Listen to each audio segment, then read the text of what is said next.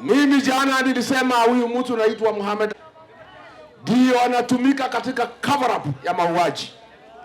Pale Mount Elgon kuna mtu anapigania kiti ya bunge ya Mount Elgon, anaitwa John Wasama.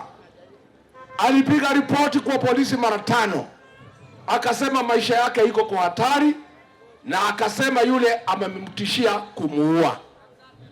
Polisi hawakuchukua hatua yoyote, ameuawa. Mpaka wa sasa yule aliandika report alimtisha atamuua, hajakamatwa. Huyo mtu amesema hakuna pahali atapelekwa kwa sababu analindwa na Kipchumba Murkomen.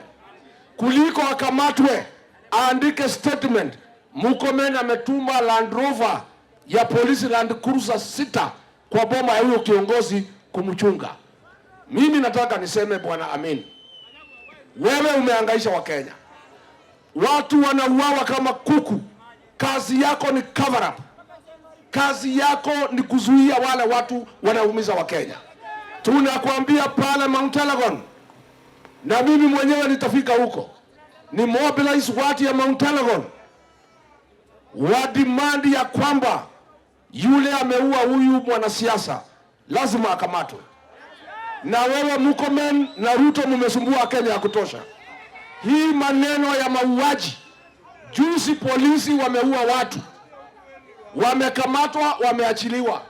Ati DCI anasema ati niseme OB namba ni gani? Hakuna OB namba. Walikamatwa, hakufika police station. Walikamatwa, Murkomen akasema waachiliwe. Sasa hao ni wauaji. Maafisa ya polisi wameua mama daktari, na saa hii wamefichwa na Murkomen na polisi.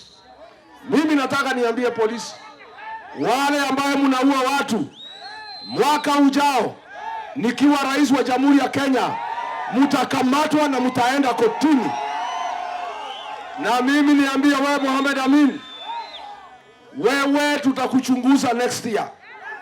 Ile cover up umefanya mauaji Kenya, mashamba Kiambu inaibiwa, wewe unafanya cover up. Hakuna kitu yote inaendelea uchunguzi Kenya. Kazi ya Mohamed Amin ni cover up ya mauaji na ukora ambayo inaendelea katika Jamhuri ya Kenya. Na wewe kwanza ulikuwa umefikisha miaka ya kwenda nyumbani, ukaongezwa contract na Kasongo ndio uendelee kufanya cover up.